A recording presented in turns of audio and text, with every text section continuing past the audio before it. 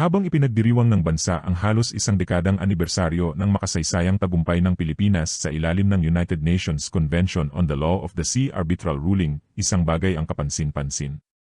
May mga politiko at personalidad na maingay sa halos lahat ng issue, ngunit tila nawawala ang kanilang boses kapag usapin na ng West Philippine Sea. Bakit? Ang tagumpay ng Pilipinas sa arbitral ruling ay hindi lamang simpleng panalo sa isang kaso.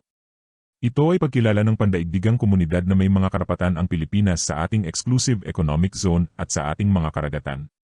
Ito ay usapin ng soberanya. Ito ay usapin ng teritoryo. At higit sa lahat, ito ay usapin ng dangal ng sambayanang Pilipino.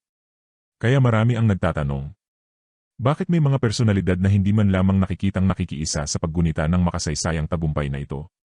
Bakit tila mas mabilis pa silang magsalita sa ibang issue kaysa sa usapin ng ating karagatan? Sa bawat paggunita ng arbitral ruling, makikita ang malinaw na pagkakaiba ng pananaw ng mga leader at mga grupo sa bansa.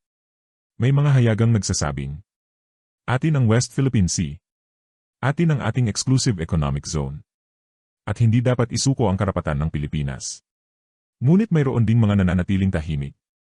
At sa politika, ang katahimikan ay kadalasang nagbubukas ng maraming tanong. Hindi may iwasang itanong ng publiko. May takot bang magsalita? May pag-iingat bang huwag masaktan ang isang makapangyarihang bansa? O sadyang hindi lamang prioridad ang usapin ng West Philippine Sea? Ano man ang dahilan, isang bagay ang malinaw. Hindi dapat maging partisan issue ang pagtatanggol sa teritoryo ng Pilipinas. Hindi ito usapin ng administrasyon o oposisyon. Hindi ito laban ng kanan o kaliwa. Ito ay laban ng bawat Pilipino.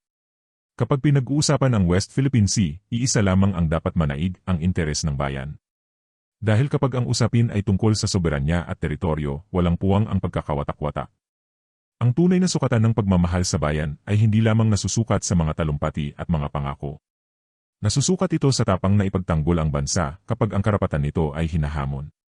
At habang patuloy na hinaharap ng Pilipinas ang mga hamon sa West Philippine Sea, sino kaya ang tunay na handang tumindig para sa Pilipinas, at sino ang pipiliing manahimik?